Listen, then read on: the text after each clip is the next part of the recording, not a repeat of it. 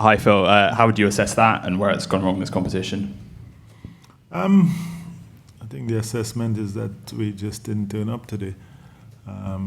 We started well with the bat, but we just didn't continue. I think when you sum it up, we were outplayed in all departments today.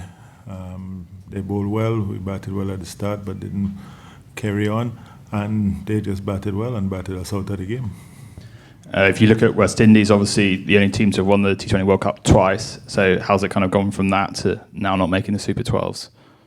Yeah, that's how things are. I think we haven't been playing good enough cricket to be there as we would be there. We have the batsmen, the capabilities. We just haven't been putting it together.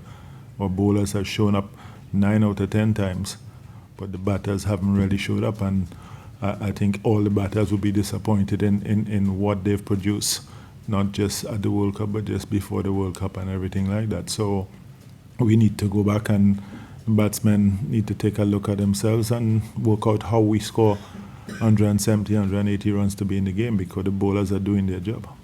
And it seems like you were kind of well aware of the threat posed by Scotland before this tournament, so sort of no complacency. It's just they've delivered as you thought they might, and you haven't kind of been good enough in response.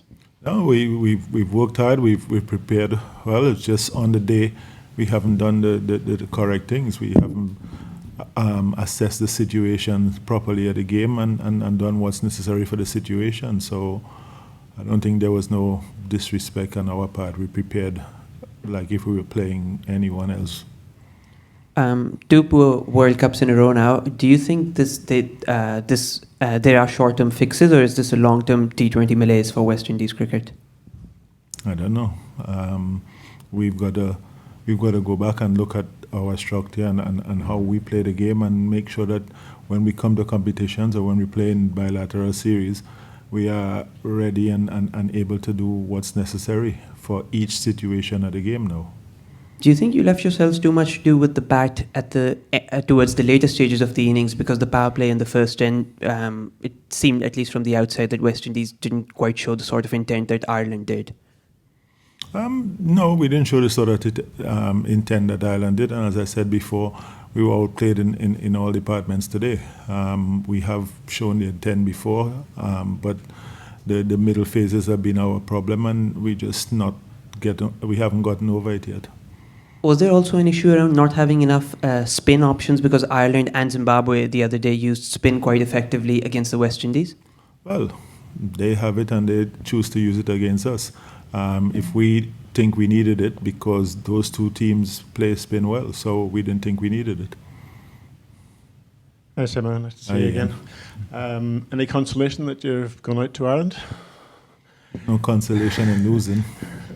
Is there any team you're impressed by, like Paul Sterling? You know what he can do with the bat, and obviously he did it today, having a long run out of form.